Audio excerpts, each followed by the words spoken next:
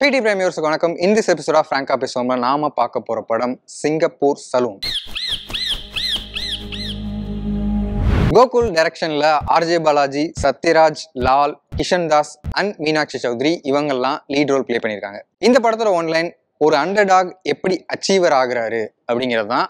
ஆனா ஒரு ஹேர் ஸ்டைலிஸ்டா ஆகணும் அப்படின்னு ஆசைப்படுற அந்த ஜோன்ல கதிர் இந்த கேரக்டர்ல RJ பாலாஜி பிளே பண்ணியிருக்காரு அண்ட் பஷீர் இந்த கேரக்டர்ல கிஷன் தாஸ் பிளே பண்ணியிருக்காரு. இவங்க ரெண்டு பேரும் சின்ன வயசுல இருந்தே ஃப்ரெண்ட்ஸ். அவங்க இருக்கக்கூடிய ஊர்ல ரொம்பவே ஃபேமஸான சலூன் சிங்கப்பூர் சலூன். இதை நடத்துறது சாச்சா இந்த கேரக்டர்ல லால் பிளே பண்ணியிருக்காரு. சின்ன வயசுல இருந்தே சாச்சா ஹேர் ஸ்டைல் பண்றதை பார்த்து ஆச்சரியப்படுற கதிர் தானும் வளர்ந்து ஒரு பெரிய ஹேர் ஸ்டைலிஸ்ட் ஆகணும் அப்படின்னு முடிவு பண்றாரு. அண்ட் சாச்சா கிட்ட இருந்து அந்த வித்தையும் கத்துக்கிறாரு. +2 முடிச்சுட்டு காலேஜ் போகாம நான் ஹேர் ஸ்டைலிஸ்ட் தான் ஆவேன் அப்படின்னு சொல்லி அடம்பிடிக்கிறாரு கதிர். அப்போ அவங்க அப்பா சரி ஓகே, ஆனா நீ இன்ஜினியரிங் படிச்சு முடிச்சுட்டு அப்பவும் இதே ஆசையோட இருந்தா அப்ப நான் உன்னை தடுக்க மாட்டேன், நீ தாராளமா ஹேர் ஸ்டைலிஸ்ட் ஆகலாம் அப்படின்றாரு. இன்ஜினியரிங் கோர்ஸ் முடியுது, நல்ல மார்க் கூட வருது, கேம்பஸ் இன்டர்வியூல நல்ல பிளேஸ்மெண்ட் கூட கிடைக்குது. Kathir said I want to become a hair stylist. அதுக்கப்புறம் கதிர் சந்திக்கக்கூடிய பிரச்சனைகள்லாம் என்ன, அதெல்லாம் தாண்டி அவர் கனவு அவர் லட்சியத்தை அடைஞ்சாரா இல்லையா அப்படிங்கிறதான் அந்த படத்தோட மீதி கதை. டைரக்டர் கோகுல் அவருடைய வேக்கி ஐடியாஸ்க்காக ரொம்பவே ஃபேமஸ் ஆனவர். அதுல இதற்கு தானே ஆசைப்பட்டாய் பாலகுமாரால சக்சஸ் ஆனாரு, ஜுங்கால ஸ்லிப் ஆனாரு. ஸ்டில் அந்த மாதிரி படங்கள்ல அவருடைய ஐடியாஸ் தான் ஹூக் பாயிண்டாவே இருக்கும். சிங்கப்பூர் சலூன்லயும் அந்த மாதிரி வேக்கியான ஐடியாஸ் வச்சு சில கேரக்டர்ஸ் இருந்தாலும் அஸ் அ ஹோல் ஃபில்மா அது கோகுலோட ஜோன்ல இல்லை, பட் கான்செப்ட் லெவல்ல மட்டும் இருக்கு. உதாரணமா ஒரு யங்ஸ்டர் ஹேர் ஸ்டைலிஸ்ட் ஆக ஆசைப்படுறான், அதுல அவனுடைய டிராவலை ஒரு படமா பண்ணலாம் அப்படின்னு யாரெல்லாம் யோசிப்பா? எக்ஸப்ட் மின்சார கனவுல ராஜீவ் மேனன் பிரபுதேவா வச்சு ஹேர் ஸ்டைலிஸ்ட் ட்ரை பண்ணியிருப்பாரு. வறுமை நிறம் சிகப்புல பாலச்சந்தர் கமல்ஹாசனை வச்சு அந்த கிளைமேக்ஸ் போர்ஷன் மட்டும் ஹேர் ஸ்டைலிஸ்டா ட்ரை பண்ணியிருப்பாரு. ஸோ இந்த மாதிரி ஒரு கான்செப்டை தொட்ட விதத்துல கோகுல் அந்த வேக்கி ஜோனுக்குள்ள போயிருக்காருன்னு சொல்லலாம். அந்த ஜோன் தாண்டி படத்துல நம்மள இருக்கிற இன்னொரு விஷயம் சத்யராஜ் அவருடைய கரியர்ல பல ரோல்ஸ் பண்ணியிருக்காரு. ஹீரோவா சரி, வில்லனா சரி, கேரக்டரா சரி, காமெடி போர்ஷன்ஸ் சரி. ஆனா ஒவ்வொரு தாட்டியும் புதுவிதமா நம்மளை எக்ஸைட் பண்றதுக்கு தவறுனதே இல்லை. அதை இந்த படத்துலயும் பெர்ஃபெக்டா செஞ்சிருக்காரு. இந்த படத்தை கேலி பண்ணாம உண்மையாலுமே அந்த சீனுக்கு நீங்க சிரிக்கிறீங்க அப்படின்னா அந்த சீன்ல சத்யராஜ் இருக்காரு அப்படின்னு அர்த்தம். அந்த அளவுக்கு ரொம்ப பெர்ஃபெக்டா எல்லா ஜோக்ஸும் லேண்ட் ஆகுற மாதிரி நடிச்சிருக்காரு.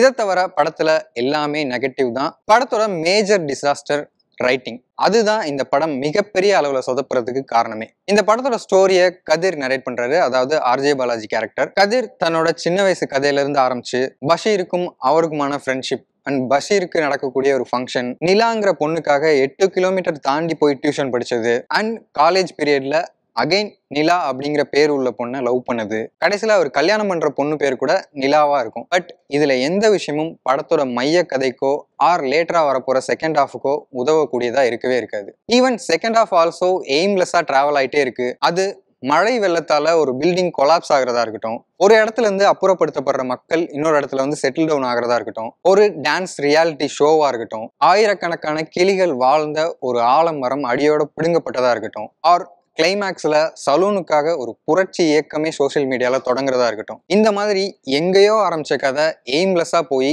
எங்கேயோ முடியுது. பட் இதுல ஒரு மொமெண்ட் கூட நம்மளுக்கு டச்சிங்காவோ இல்ல ரியலாவோ ஃபீல் ஆகாது. ஈவன் அந்த ஆயிரக்கணக்கான கிளிகள் வாழ்ந்த அந்த ஆலமரம் அப்படிங்கிறது ஒரு உண்மை சம்பவம் அப்படின்னு சொல்றாங்க.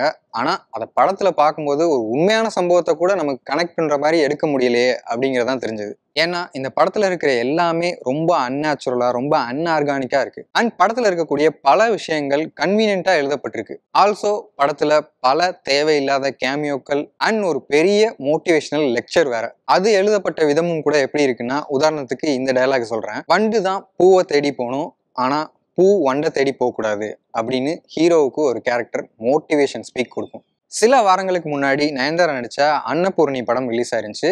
அதுவும் சேம் ஒரு அண்டர்டாக் அச்சீவர் ஆகிற கதை தான். அதே மாதிரி தான் சிங்கப்பூர் சலூனும். இந்த ரெண்டுலையுமே மெயின் லீட் ஒரு விஷயத்த அச்சீவ் பண்றது தான் கதை. ஒரு டேரக்டர் எந்த விஷயத்தை பத்தி வேணாலும் அச்சீவ் பண்ணது எப்படி அப்படின்னு ஒரு கேரக்டரை வச்சு சொல்லலாம். பட் அது சொல்லப்படுற விதம் எவ்வளவு கன்வின்சிங்கா இருக்கு, எவ்வளவு நம்பும்படியா இருக்கு, எவ்வளவு டச்சிங்கா இருக்கு அப்படிங்கறதான் முக்கியம். இன் அதர் வேர்ட்ஸ், அவங்க என்ன சாதிச்சாங்க அப்படிங்கிறத விட அவங்க எப்படி சாதிச்சாங்க அப்படிங்கிறது ரொம்ப ரொம்ப ரொம்ப முக்கியம். அதுதான் போத் அன்னபூர்ணி அண்ட் சிங்கப்பூர் சலூன்ல சரியா எழுதப்படலை. என் பாயிண்டா ரைமிங்கா இருக்கு அப்படிங்கிறதுக்காக சிங்கப்பூர் சலூனை சிங்கப்பூர் சலூன் அப்படின்னு வேணா சொல்லலாம். But it's not about boring. படம் சின்ன படம் தான், சரசர நகருது, அதுல எந்த பிரச்சனையும் இல்லை. பட் இந்த படத்துக்குள்ள ஒரு சாலிடான கதையோ இல்ல ஆடியன்ஸ்க்கான கனெக்ஷனோ இல்ல அப்படிங்கிறது தான் பிரச்சனை. ஒரு மோட்டிவேஷனல் ஸ்டோரி அது எப்படி இருந்தாலும் நான் பார்த்துருவேன் அப்படின்னா நீங்க அந்த படத்தை தாராளமா பார்க்கலாம். ஸோ இந்த வீடியோல சிங்கப்பூர் சலூன் படம் பத்தி பார்த்தோம். அடுத்த வீடியோல வேற ஒரு படம் பத்தி பார்க்கலாம். நீங்க ஏற்கனவே சிங்கப்பூர் சலூன் பார்த்துருந்தீங்கன்னா அதை பத்தின கருத்துக்களை கமெண்ட் பாக்ஸ்ல சொல்லுங்க. நான் கார்கி ஜான்சன். இந்த சேனல் கிளிக் பண்ணி மறக்காம சப்ஸ்கிரைப் பண்ணுங்க.